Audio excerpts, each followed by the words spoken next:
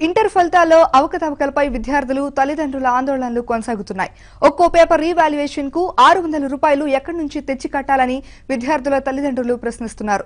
ఎటువంటి రుసుము లేకుండానే సమస్య పరిష్కరించాలని కోరుతున్నారు. మరింత సమాచారం మా ప్రతినిధి కృష్ణమూర్తి అందిస్తారు.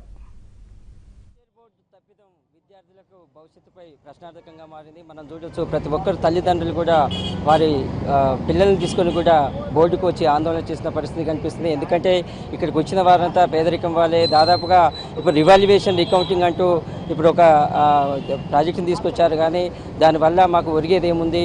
దాదాపుగా ఒక సబ్జెక్టు ఒక రివాల్యుయేషన్ చేయాలంటే 600 రూపాయలు పే చేయాల్సి వస్తుంది. దాదాపుగా ఫస్ట్ ఇయర్లో ఏ గ్రేడ్లో పాస్ అయిన వాళ్ళు ఇప్పుడు వచ్చేసరికి అందరూ ఫెయిల్ అయిన పరిస్థితి కనిపిస్తుంది. దాదాపుగా ప్రతి ఒక్కరి పరిస్థితి అదే ఉంది. కొంతమంది ఇక్కడ విద్యార్థులు తల్లిదండ్రులు ఉందని చెప్పండి, మీ పాప ఏ క్లాస్ చదువుతుంది? ఏ inter second year first year ఏం జరిగింది? BiPC second year sir. అయితే రాత్రి పగలు కష్టపడి చదివింది మా పాప. గురుకుల పాఠశాలలో చదివింది, మెదక్ డిస్టిక్ చదివింది. కానీ అసలు 3 సబ్జెక్టులు పోయినాయి సెకండ్ ఇయర్. ఫస్ట్ ఇయర్ ఏమో 3 పోయినాయి. మరి కష్టపడి చదివింది. మరి ఆమె ఇంత పాస్ కావడానికి ఇది లేదు. అధికారులు ఏమంటారు సార్? మాకేం తెలియదు. మీ పిల్లలను బట్టి ఉంటుంది. మీరు మంచిగా రాసుకోవాలి, లేకుంటే మళ్ళీ ఇంకో అవకాశం ఉంది, వేరే కోర్సు తీసుకోవచ్చు, ఇంకా వేరే సబ్జెక్టులు తీసుకోవచ్చు అని అలాగే చెప్తున్నారు.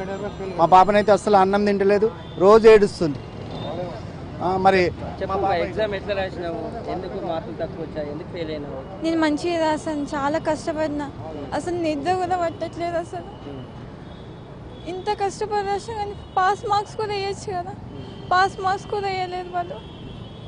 సబ్జెక్ట్కు 3, 5, 8 మార్క్స్ వేస్తే ఎట్లా సార్? మా పిల్లల భవిష్యత్తు వాళ్ళ మీద ఆధారపడి బతుకుతున్నాం. మేము ఎట్లా బతకాలి? మరి వాళ్ళని కంటి రెప్పలాగా చూసుకొని ఏం చేసుకుంటారని రిజల్ట్ వచ్చేదాకా వాళ్ళు మంచినీళ్ళు తాగకుండా ఉన్నారు సార్. ఇప్పుడు వాళ్ళ మీద ఆశలు పెట్టుకొని బ్రతుకుతున్నాం. మేము చదివించలేని స్థితిలో ఉన్నప్పటికీ ఆశలు వేసినాము. మా పాప మరి అన్ని సబ్జెక్టులు మంచిగా రాసినా మీ రిజల్ట్ కోసం చూస్తే మరి 3 మార్కులు, 5 మార్కులు, 8 మార్కులు రాస్తే ఎట్లా సార్?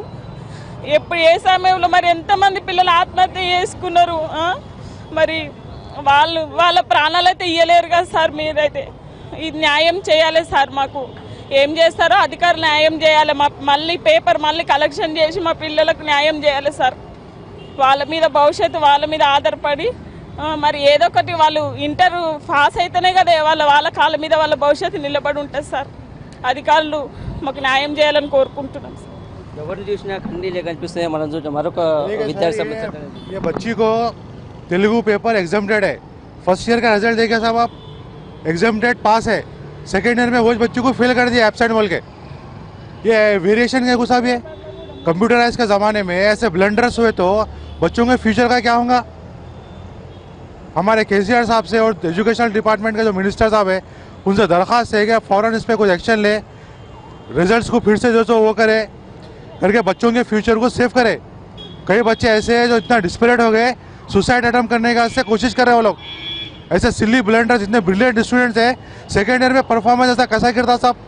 बोलो आप, ये कितनी ब्लंडर है. देखो आप, फर्स्ट ईयर में एग्जामटेड है बच्ची जो है सो पास है, सेकेंड ईयर में फेल बोल के कर दिया उसको. कहाँ से होगा ये बोलो आप? और एक मार्क्स से जो है सो बच्ची फेल है. अब रीवैल्यूएशन के लिए उसके लिए जो है सो बंद है यहाँ पे. कैसा होगा बोलो आप? I think they should do all re-evaluation every paper. In spite of all these things, they should do without any cost. They should do immediately. And the court has asked them to give within why they are taking 2 months. They should do immediately and without any cost. People are dying. Students are committed suicide on their cost. Their mistakes takes the lives of the students. उसका कौन देखेगा सब? कौन करेगा इसका? समझ में बात नहीं आती. इतनी ब्लंडर मिस्टेक कैसा होती? तो they should do this things. Okay. అధికారుల నిర్లక్ష్యంతో దాదాపుగా 16 మంది విద్యార్థులు ఇప్పటికే ఆత్మహత్య చేసుకున్న పరిస్థితి అయితే కనిపించింది. మనం చూడొచ్చు ఇక్కడ దాదాపుగా అన్ని సబ్జెక్టుల విషయాల్లో చూసుకుంటే ఫస్ట్ ఇయర్ సెకండ్ ఇయర్ తీసుకుంటే దాదాపుగా ఫెయిల్గా ఉన్నాయి. కొన్ని సబ్జెక్టులో మాత్రం ఆబ్సెంట్గా చూపించారు. ఎవరు చూసినా ఇదే పరిస్థితి. ఇక్కడ ఉన్నటువంటి తల్లిదండ్రులు కూడా తీవ్ర ఆందోళన వ్యక్తం చేస్తున్నారు. ఎందుకంటే గురుకుల పాఠశాలలో చదివారు, మంచి భవిష్యత్తు ఉంటుందని చెప్పేసి తల్లిదండ్రులు ఆలోచించారు. కానీ ఈ విధంగా అధికారుల తప్పిదంతో ఈ విధంగా నిర్లక్ష్యం కావడం వల్ల విద్యార్థుల భవిష్యత్తు ఇప్పుడు ఏంటనేది కూడా అందరూ కూడా ఆలోచిస్తున్న పరిస్థితి కనిపిస్తుంది. ప్రస్తుతం దీనికి పరిష్కారం చూపించాలి.